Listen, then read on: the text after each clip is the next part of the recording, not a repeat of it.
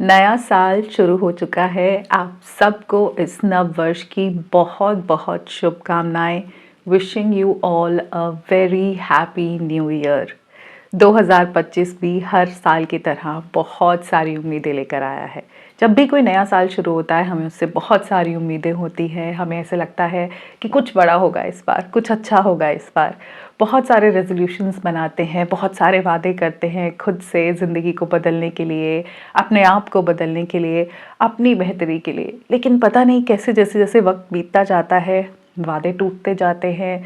बहुत सारी चीज़ें ऐसी होती हैं जो नहीं होती, फिर वो साल ख़त्म हो जाता है, फिर से एक नया साल शुरू होता है और ये सिलसिला चलता रहता है। लेकिन इस साल 2025 में हम इस साइकिल को ब्रेक करने वाले हैं। हम कोशिश करेंगे कि इस साल हम खुद को तलाश सकें। इस बार हम ढूंढ पाएँ खुद को, वो जो हम वाकई में ही हैं। इस बार हम खुद को चूज़ करेंगे। सो ऑल माय डियर गुलाबी girls, promise me in the comment section that in this year 2025, you're going to choose yourself, you're going to prioritize yourself।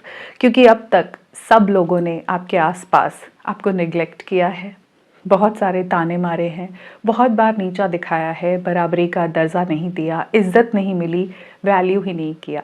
आप सिर्फ देते आए हो, गिविंग के नाम पर you have done a lot for other people. उनकी केयर करते आए हो, नर्चर करते आए हो, लेकिन बदले में कुछ नहीं मिला। और पता है क्या होता है, जब बाकी लोग कदर नहीं करते, वैल्यू नहीं करते, तो कहीं कहीं हमारे मन में खुद को लेके इतने सारे डाउट्स हो जाते हैं ना कि हम खुद को क्रिटिसाइज करने लगते हैं।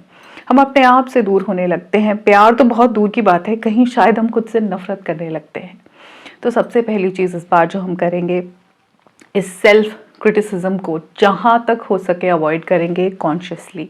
दिमाग में हर वक्त ये रख के कि खुद के बारे में नेगेटिव नहीं बोलना। मैं बुरी नहीं हूँ, बदसूरत नहीं हूँ, बेवकूफ़ नहीं हूँ, दिमाग से कम नहीं हूँ, एकदम सम्मान के योग्य हूँ, मैं एक वैल्यूएबल इंसान हूँ, ये खुद को कहना होगा।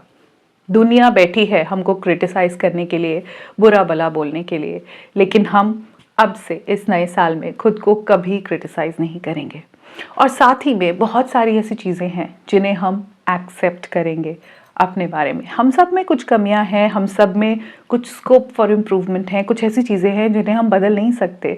शायद कुछ फिजिकल अपीयरेंस में ऐसी चीज़ें हों, शायद मेंटली कुछ ऐसी चीज़ें हों, शायद हमारे बैकग्राउंड्स कुछ ऐसे हों, उनको एक्सेप्ट करना है। तो सबसे पहली चीज़ जो आप अपने लिए करोगे इस साल में वो है self acceptance plus no self criticism. ये दोनों चीज़ें हमको याद रखनी है। खुद को एक्सेप्ट करना है जैसे हम हैं वैसे ही, और काम करते रहना है अपनी बेहतरी पे, खुद को बदलने के लिए, अपने आप को अपना बेस्ट वर्जन बनाने के लिए, और साथ ही में खुद को अब और क्रिटिसाइज नहीं करना।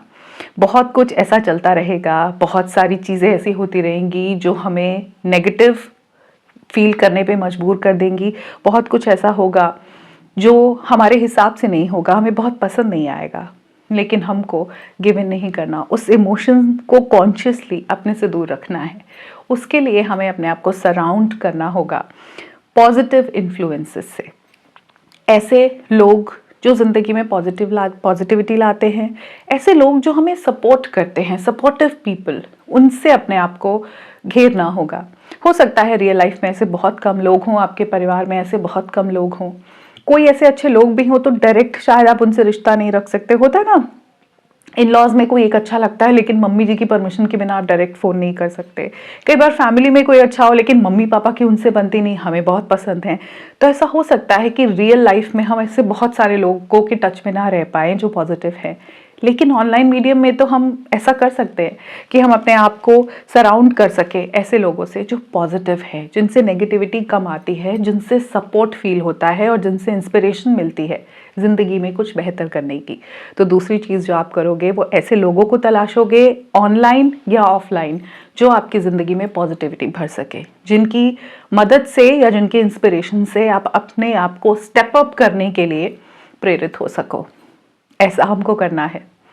अब इतना कुछ होता है ना लाइफ में, हमारी जब सेल्फ वर्थ कम होती है, सेल्फ एस्टीम कम होती है, तो हम इवॉल्व करना बंद कर देते हैं। जैसे मैंने कहा कि हम खुद को क्रिटिसाइज करते हैं, हम इवॉल्व करना बंद कर देते हैं। देखो, मैं इस बात को बखूबी समझती हूँ कि आसपास बहुत सारी टॉक्सिसिटी है, बहुत सारी नेगेटिविटी है, ओवरऑल दुनिया में बुराई बढ़ रही है, बिल्कुल सच बात है।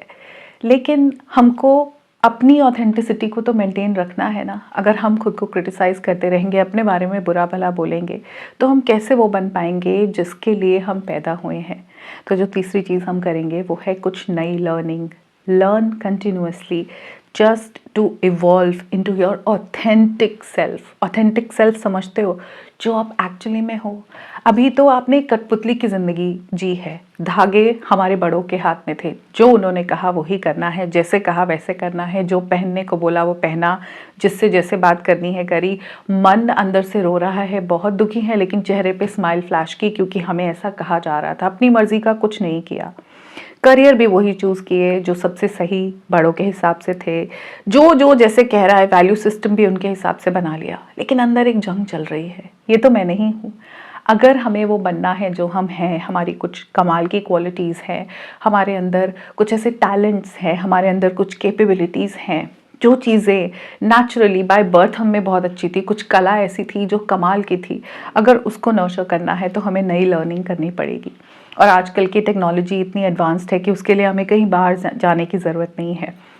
जो स्किल आप इन्हेंस करना चाहते हो, जिस स्किल को पॉलिश करना चाहते हो, जो टैलेंट नेक्स्ट लेवल ले जाना चाहते हो, उसको आप यहाँ सीख सकते हो। कुकिंग हो, डांसिंग हो, म्यूज़िक हो, सिंगिंग है, या इंस्ट्रूमेंटल आप सीखना चाहते हो, कोई ऐसा स्पोर्ट है जिसमें आप कमाल का काम करते हो, नई ऑर्गेनाइजेशन स्किल, डी क्लटरिंग, कुछ भी सीखना चाहते हो, कहीं जाने की ज़रूरत नहीं है। सब कुछ यही है। अपने आप को इवॉल्व करते जाना और नए चेंजेस के साथ अडेप्ट करते जाना ही जीवन है। और फिर देखो, आप वहीं पहुंचोगे जो आप वाकई में ही हो। ये झूठ की ज़िंदगी बहुत हो गई। इस साल हम खुद को पहचानेंगे, अपनी ट्रू आइडेंटिटी को तलाशेंगे, यही मकसद है। बहुत बार सवाल उठेंगे, बहुत बार मन कहेगा कि नहीं, ऐसा नहीं हो पाएगा, ऐसा नहीं होगा, लेकिन आपको ट्रस्ट करना है अपनी इंट्यूशन पे। यस, आपके अंदर एक आवाज़ बार बार आती है। आप जानते हो कि वो सही है, आप जानते हो कि वो सच्ची है, पर आप उसको साइड में करना सीख गए हो, क्योंकि आपको यही सिखाया गया है। अच्छे लोग ऐसे ही करते हैं ना। चौथी चीज़ जो आप करोगे वो है trusting your intuition. Women are very intuitive. अंदर से अगर ऐसा लग रहा है कि ये इंसान सही नहीं है, ये सिचुएशन सही नहीं है, मेरे साथ ये किया जाने वाला बर्ताव सही नहीं है, तो उसको पहचानो और बोलो। हर चीज़ को आंखें मूंद कर मानने की ज़रूरत नहीं है। आपको हक है अपनी ज़िंदगी के डिसीजंस खुद लेने का। Make decisions which feel right to you. मैंने कहा आपकी इंस्टिंक्ट बहुत तेज़ है। अपनी इंट्यूशन की बात सुनो। जो चीज़ लग रही है कि सही है, अभी मुझे ये करना चाहिए, इस वक्त में अगर मैं ये करती हूँ तो आगे चल के इसका ये बेनिफिट होगा, उसको मानो, समझो और उसके हिसाब से डिसीजंस लो। अपनी इंट्यूशन को, खुद को ट्रस्ट करना सीखो। अपनी ज़िंदगी को डायरेक्शन देनी है तो आपको वो सारी चीज़ें करनी होंगी जो आपको लगता है आपके लिए सही है। अब तक आपको बताने वाले हज़ारों लोग बैठे हैं तुम्हारे लिए, ये सही है, ये गलत है, ऐसे करो, ऐसे नहीं करो। फाइनली अब आकर इस नए साल में अपने लिए फ़ैसले लेना शुरू करो। अपनी ज़िंदगी को एक डायरेक्शन दो। मुझे पता है इतना आसान नहीं होगा, सब ने आपको एकदम लास्ट बेंच पे रखा हुआ है, आप किसी की प्रायोरिटी नहीं हो, तो खुद को प्रायोरिटाइज़ करो ना। जी हाँ, पांचवी चीज़ जो आप करोगे वो है खुद को प्रायोरिटाइज़ करना। अपनी वेल बीइंग को पहले रखना। वेल बीइंग सिर्फ आपकी इमोशनल वेलबींग की बात नहीं कर रही, आपकी फिजिकल, मेंटल, स्पिरिचुअल, सब वेलबींग। आप शरीर से एकदम ठीक हो, ये बहुत ज़रूरी है। दूसरों के लिए अच्छा करते करते हम अपने साथ बुरा करते रहते हैं। सर में दर्द है, उस पर पटका बांधकर फिर लगे हैं रोटियां बनाने के लिए। कमर में दर्द है, खड़ा नहीं हुआ जाता, लेकिन पूरे घर की सफाई कर रहे हैं। पीरियड्स में है, बॉडी रेस्ट मांग रही है, पेट में क्रैम्प आ रहे हैं, लेकिन नहीं, मुझे तो बाकी सबका ध्यान रखना है। ऐसा कब तक करोगे? खुद को प्रायोरिटाइज करोगे तो बाकी लोगों का केयर भी कर पाओगे, उनको प्यार भी कर पाओगे। वरना वो चिड़चिड़ रहेगी, हर वक्त ऐसे लगेगा कि क्यों कर रही हूँ मैं, क्यों कर रही हूँ। जब हम अंदर से अच्छा महसूस करते हैं तभी हम दूसरों के लिए कुछ अच्छा कर पाते हैं और उनको अच्छा महसूस करवा पाते हैं। खुद को इम्पोर्टेंस दो, खुद को प्रायोरिटाइज करो, अपनी वेलबींग, अपनी केयर खुद करो। फिजिकली आप बिल्कुल ठीक होने चाहिए, मेंटली आप बिल्कुल साउंड होने चाहिए, आपको अच्छा लग रहा हो, आप किसी डिप्रेसिव स्टेट में नहीं हो, स्ट्रेस आप पे हावी नहीं हो रहा हो, ये बहुत बहुत ज़रूरी है। अपने आप को सबसे पहले रखो, ये आपके लिए और कोई नहीं करेगा। और जब आप अपने आप को प्रायोरिटाइज कर रहे हो, अपनी फिजिकल, मेंटल, इमोशनल वेलबींग को इम्पोर्टेंस दे रहे हो, तो साथ ही में ध्यान रखो कि आपके पैशंस क्या हैं, आप ज़िंदगी में करना क्या चाहते हो। जब खुद को इतने वक्त दोगे ना, तो आपको पता चलेगा कि मेरे एक्चुअली इंटरेस्ट क्या है, मेरा पर्सनल वैल्यू सिस्टम क्या है, मुझे क्या सही गलत लगता है।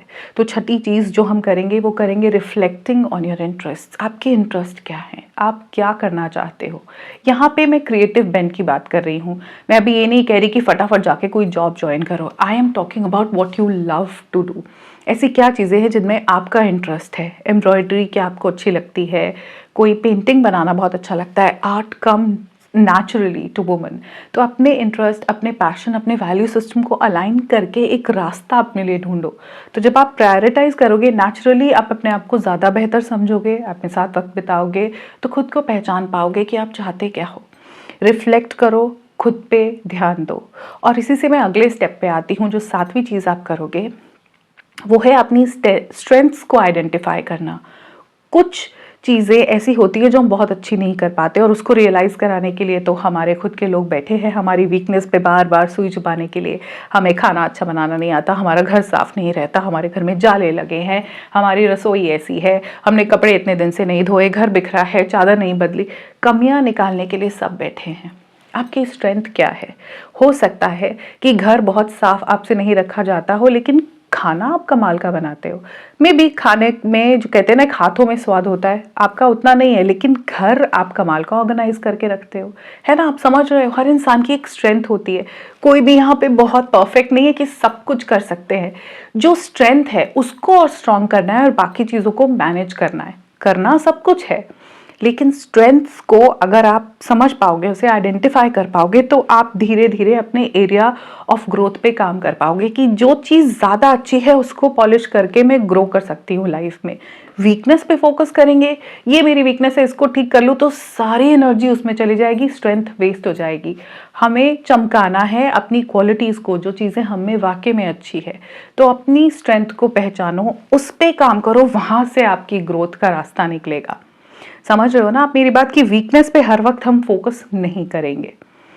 और आखिरी चीज जो हम करेंगे वो हम नर्चर करेंगे अपनी क्रिएटिविटी को।